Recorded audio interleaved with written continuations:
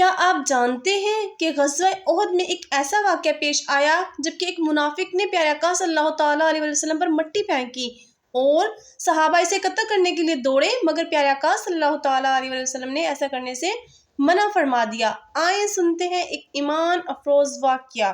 غزوہ احد کے موقع پر پیارے آقا صلی اللہ تعالیٰ علیہ وسلم 700 صحابہ کرام رضی اللہ تعالیٰ عنہم اور 2 گھوڑے باقی رہ گئے۔ آپ صلی اللہ تعالیٰ علیہ وسلم نے ابو خثیمہ انصاری کو راستہ دکھانے کے لیے آگے کیا تاکہ لشکر اسلام کو قریبی راستے سے لے جایا جائے۔ راستے میں جب پیارے آقا صلی اللہ تعالیٰ علیہ وسلم حرہ بن حارث اور ان کے اموال کے پاس سے گزرتے ہوئے مرہ بن کیزی منافق کے پاس پہنچے جو کہ نابینا تھا، اس نے لشکر اسلام کی آہٹ سنی تو ان پر خاک پھینکنے لگا اور گستاخی سے کہنے لگا، اگر تو اللہ عز و جل کا رسول ہے تو میں تجھے اپنے باغ میں داخل ہونے کی اجازت نہیں دیتا۔ یہ سن کر صحابہ کرام کو سخت غصہ آیا اور وہ اسے قتل کرنے کے لیے آگے بڑھے، مگر پیارے آقا صلی اللہ تعالیٰ علیہ وسلم نے منع فرما دیا کہ اسے قتل نہ کرو، یہ دل کا بھی اندھا ہے اور آنکھ کا بھی اندھا ہے۔ لیکن پیارے آقا صلی اللہ تعالیٰ علیہ وسلم کے روکنے سے پہلے ہی سعد بن زید نے تیر مارا جس سے اس کا سر زخمی ہو گیا۔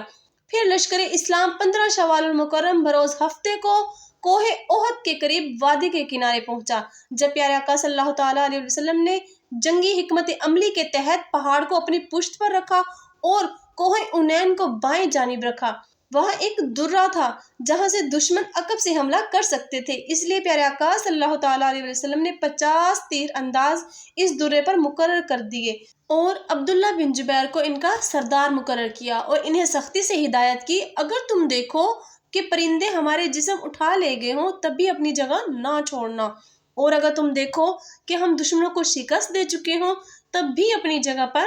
قائم رہنا جب تک میں تمہیں حکم نہ دوں۔ یہی وہ حکمت عملی تھی جس نے مسلمانوں کو شروع میں تو کامیابی دلائی، مگر آگے کیا ہوا وہ غزوہ احد کی تاریخ کا اہم ترین موڑ بن گیا۔ دین آسان ہے، خود بھی علم دین سیکھیں اور دوسروں کو بھی علم دین کی تعلیم دیں۔